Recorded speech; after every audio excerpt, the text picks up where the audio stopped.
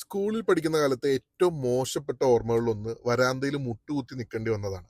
അതും ചെയ്യാത്തൊരു കുറ്റത്തിന്. മുട്ടുകുത്തി നിൽക്കുമ്പോഴുള്ള വേദനയ്ക്കപ്പുറം വരുന്നവരും പോകുന്നവരൊക്കെ ഞങ്ങൾ അവിടെ മുട്ടുകുത്തി നിന്ന് കരയുന്നത് കാണുന്നുണ്ടല്ലോ എന്നുള്ള സങ്കടമായിരുന്നു അന്ന് പ്രധാനപ്പെട്ടത്. കഴിഞ്ഞ ദിവസം നമ്മുടെ ഒരു പഴയ മന്ത്രി വിദ്യാർത്ഥികളെ അനുമോദിക്കേണ്ട ഒരു ചടങ്ങിൽ വെച്ച് അവരെ പരസ്യമായി ശകാരിക്കുന്നതും ചെവിക്ക് പിടിക്കുന്നതൊക്കെ കണ്ടു. അതിനെപ്പറ്റി ചോദിച്ചപ്പോൾ അദ്ദേഹം പറഞ്ഞ ന്യായം അദ്ദേഹം ഒരു അധ്യാപകനാണെന്നും അതുകൊണ്ട് കുട്ടികൾ നന്നാവാൻ വേണ്ടി ചെയ്തതാണെന്നും അവർക്കും അവരുടെ മാതാപിതാക്കൾക്കും ഇല്ലാത്ത പ്രശ്നം വേറെ ആർക്കാണ് എന്നുള്ള മറുചോദ്യമാണ്. Praise in public, criticise in private എന്നൊരു ലീഡർഷിപ്പ് പ്രിൻസിപ്പിൾ ഉണ്ട്. അതായത് അനുമോദിക്കേണ്ടത് പരസ്യമായിട്ടും അവരെ കുറ്റപ്പെടുത്തേണ്ടത് അല്ലെങ്കിൽ ശകാരിക്കേണ്ടത് പ്രൈവറ്റ് ആയിട്ടുമാണ്.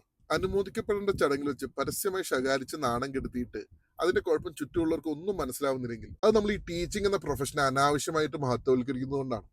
ടീച്ചിങ് ഉൾപ്പെടെ ഒരു പ്രൊഫഷനും മറ്റൊരു പ്രൊഫഷനേക്കാൾ മഹത്വമില്ല. അതുകൊണ്ട് തന്നെ ടീച്ചേഴ്സ് ചെയ്യുന്ന എല്ലാ കാര്യങ്ങളും ശരിയാവണമെന്നില്ല.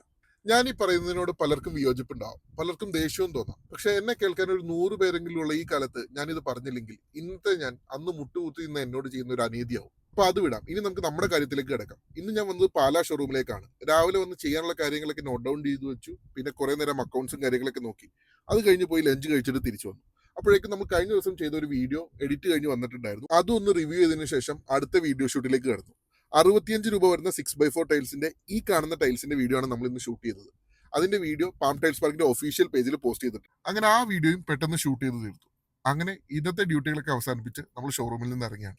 കൂടുതൽ വിശേഷങ്ങളുമായിട്ട് അടുത്ത വീഡിയോയിൽ കാണാം.